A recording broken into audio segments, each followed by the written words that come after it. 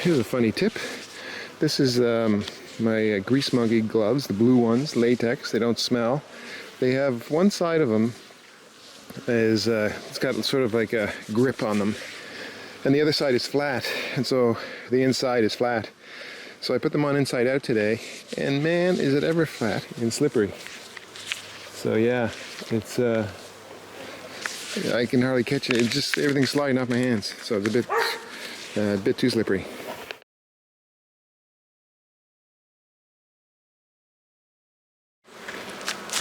This is my queen excluder, plastic one, and I placed my hot smoker on top of it and melted a big hole in it. So that's that. So all I did today was I removed as many empty-ish frames as I could, and I put all the thick frames of honey in this top box, and there's more frames of honey down there. And so I've got them reduced to 3 mediums for going into winter. This is a feeder. Normally we put syrup in it, but I'm putting honey in it, and that's it. So there is a feeder full of honey, some liquid and some slightly crystallized, but good enough.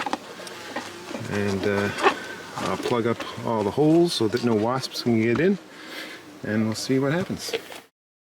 So here I have a few frames of partially drawn comb and honey with a few bees on them, and I'm going to knock the bees off into the hive.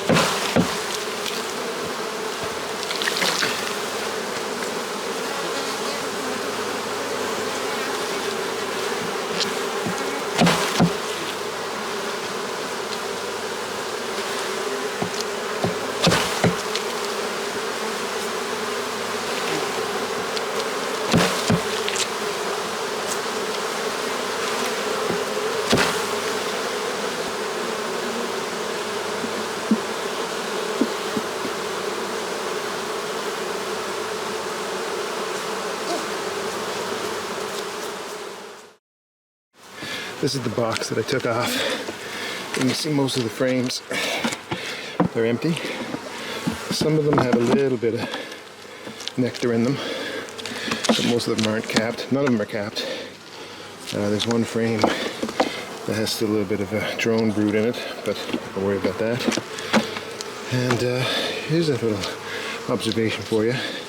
This frame and this frame, I got them from another beekeeper who makes his own frames, and they're right jammed right up against the inside of the super. There's no room, no wiggle room at all, and they're just really a big pain to pull out and to put into the hive. You got to jam them in because they're so tight. It's always better just to just leave like a millimeter or two on the end. It doesn't need to be exact. Just a little bit of wiggle room helps once in a while. The bees will fill it in with propolis, but it's better to have propolis that I can break off when I'm putting the frames back in than a piece of wood that I can't break off. So don't do that. So this is my second hive in the Magic Forest. I pulled, I don't know how many frames. I think I pulled 6 mediums of honey from this hive this year. And it's down to 4 right now. And I'm knocking it down. That's the 4th one, and it's mostly empty, so I'm gonna remove that one as well. But the queen has just been laying all over the place, like really just taking off. And you can still see there's still some brood emerging here, and I don't think there's any.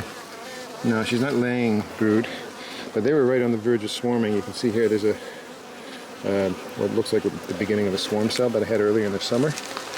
So I did what I could to cut that off, and I did. They didn't swarm, and they made loads and loads of honey. And that's what you get sometimes when you get a lot of honey. You get a colony that's right on the verge of swarming all summer. They make tons and tons of honey, but you also live with the fear of them swarming all day. So anyway, I'm just taking a quick look, see what we've got in this third box. So yeah, I can still see we've got a lot of, the queen could be here somewhere, but there was a lot of brood in this hive, in this top box last time I checked, and it's all emerged now, and the queen is not filling in. Oh boy, look at that. So there's still a lot of old brood that needs to emerge, but this is excellent because we're going to have some nice winter bees. Anyway, so I'm going to give them the same thing I'm giving the other hive. I'm going to give it a feeder full of honey. And hopefully honey doesn't screw it up. Hopefully it's just as good as syrup. Oh man, are there ever a lot of... Man, the brood in this is just... This is like... A few weeks ago it was like July out here, just in terms of the brood production and the resources coming in. So it's... Yeah, and this is honey. So, they've got a lot of... hold on a second. There we go. Oh, come off it. Ah, man, this is another one of these frames that's all extremely tight. No wiggle room at all. There's honey, capped honey on the sides, and on the side over here, and in here is a mixture of capped honey and open cells. But over here we've got some capped brood still, lots of capped brood still ready to emerge. So I'm just going to keep feeding them honey, and hopefully they'll just fill in those spaces where the brood emerges with honey, and get it capped before the winter kicks in, because it could get cold really quickly. The trick with feeding the bees before the winter is to give them time to put the syrup in the cells, but also to cap it like they would with honey. And right now they don't have that time, so that's why I'm reducing it down to 3 boxes, because if I gave them another full box to have to fill and cap, they're just not going to have the time for it, I don't think. So I know they can live, if I can get this box full of honey, and then this one would be partially full of honey, and then whatever down there, I think we're good. So that's the plan. So I'm going to put that inner cover back on, put that feeder back on, fill it up with honey, shake all those bees out, and call it done. So I've already knocked 2 bees from this 4th super.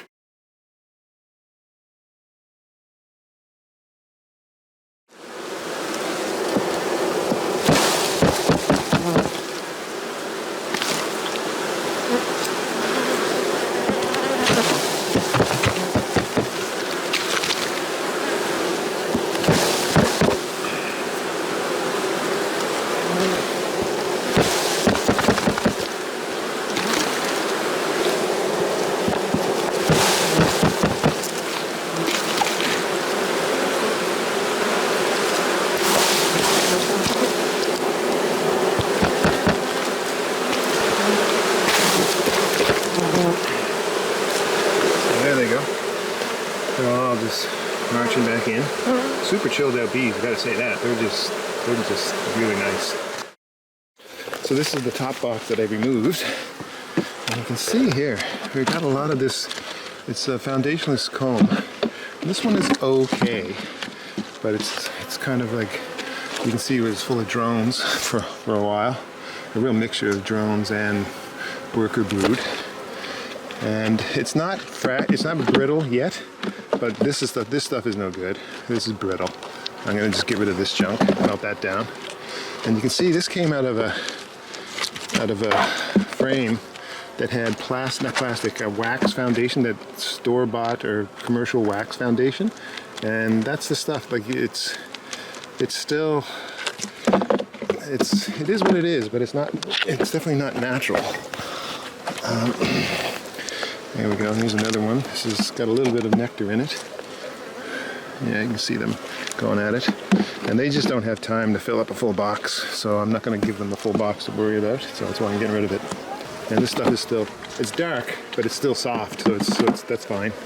And here's one that's got to go. You can just see this is just, oh crap, it's just no good. That one's okay, but they're not drawing comb on it. Sometimes they just don't draw a comb on it. Maybe there's something in the comb. I'm not a big fan of plastic frames. I know they're cheaper or more convenient for commercial beekeepers because they don't have to build the frames. but I find they bend. They bend a lot. Yeah, there's other aspects. I'm just not. Just give me wood in it. I like the wood. Wood. There's pros and cons to everything, but I'm picking wood. Oh, this is a nice frame. Look at this. Perfectly drawn comb. Nothing wrong with that comb. And here's one that's foundationless. You can tell. It's got worker brood in the middle there, and the dark stuff is drone comb. Actually, this might have just been drones, and then they filled the rest of it in with honey. But nothing wrong with that too. So there's a little bit of nectar and maybe a little bit of honey still in this frame, and then in this box and this box. I'm just going to leave it out. It's a fair distance from the bees, from the hive, so it's not going to cause robbing, and they will clean that out, and we're done. It's a crazy amount of bees in this hive. It's nuts. You can see here too. This inner cover's got a crack in the corner got broken, and there's a bit of hole there, but they'll fill that in with propolis. And this is an extra big hole because a rat chewed into this one winter. Anyway, there's a lot of bees in here. There's nothing wrong with that.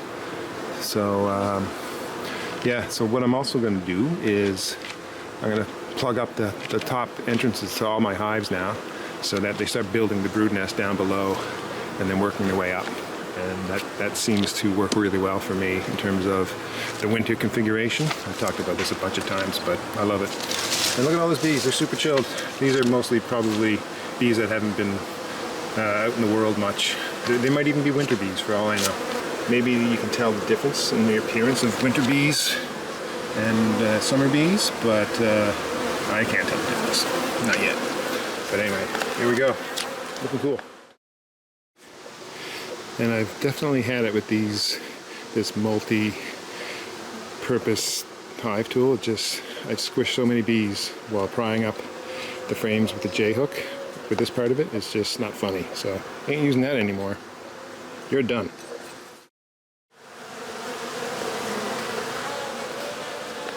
So population-wise, I would say this one is doing the best. But this one has a lot of uncapped brood that needs to emerge, so and they've got a nice young queen too, so I'd say probably like, it's just about evens out. It's looking good. And this is a box that I charred the whole inside of it last year.